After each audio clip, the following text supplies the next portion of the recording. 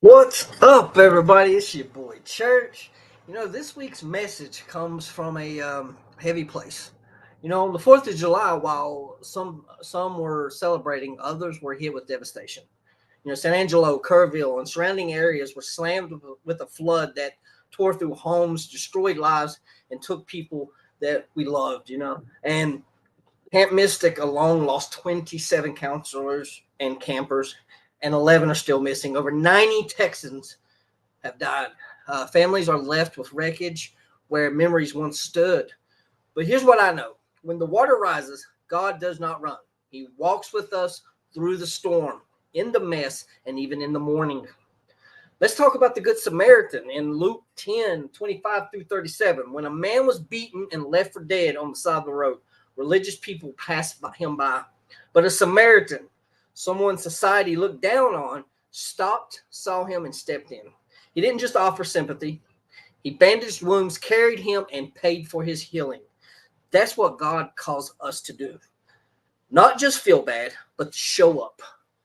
Right now, there are families broken and hurting from this flood.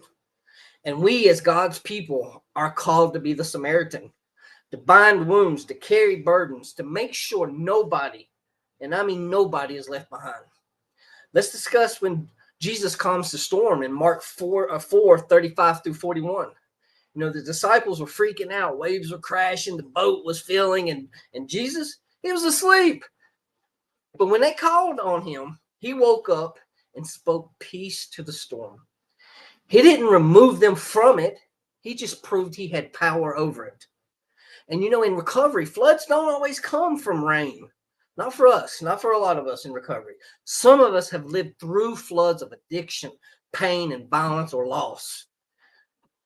We've just felt overwhelmed, like everything's crashing down on us. But just like those storms, our recovery didn't start when the chaos ended. It started the moment we trusted someone stronger than ourselves to carry us through. Sometimes the flood shows us who we can count on. Sometimes it washes away what we thought we needed. And sometimes it just reminds us of what truly matters. So let's talk about unity in our community. It's moments during times like this flooding, we're reminded that community is everything. Not just the word community, but real, true unity in our community. This is the time we stop waiting for someone else to fix it. This is the time we show up for one another, not just with words, but with action.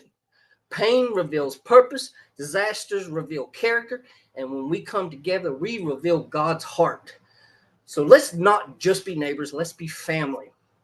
Let us be the hands and feet of Christ right now.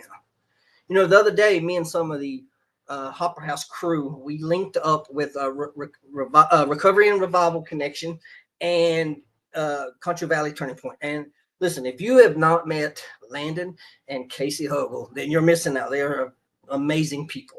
Shout out to you two and what you do at R&R Connection.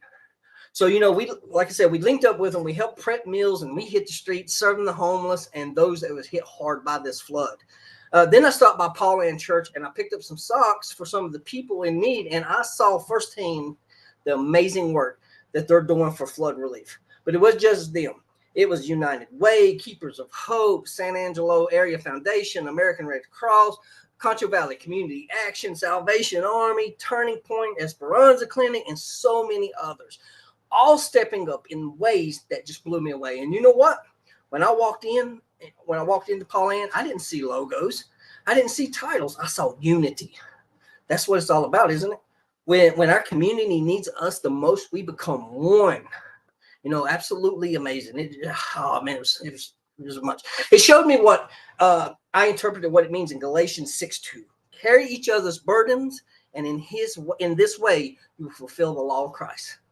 So, normally this is the part where I ask you to donate to the Hopper House Community Church, but I'm not going to do it this week. If you still decide to give, it's always appreciated. But right now, I want you to focus on helping our city and surrounding area.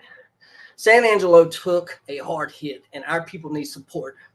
If you're wondering how to make a real impact this week, here's how ways you could help San Angelo flood victims. San Angelo Area Foundation Disaster Fund at www.saafound.org, or drop a check at 221 South Irving Street.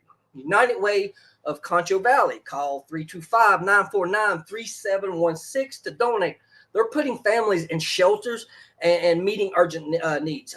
You can also drop off supplies at Turning Point at 2400 South Hill Street.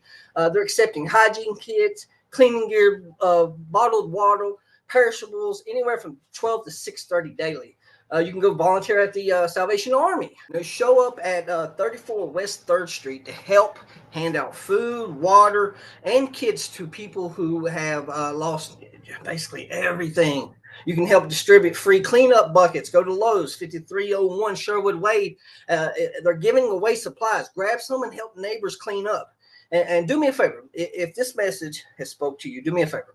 Hit that like button. It helps more people see the message. Drop a comment below and tell us who or what are you grateful for in our community during times like this. And please share this video. The more people who hear about what we have going on, the more help we can get for the people who need it. And that's all I got for now, family. Stay safe, stay faithful, stay together. God's got us. Once again, it's your boy Church.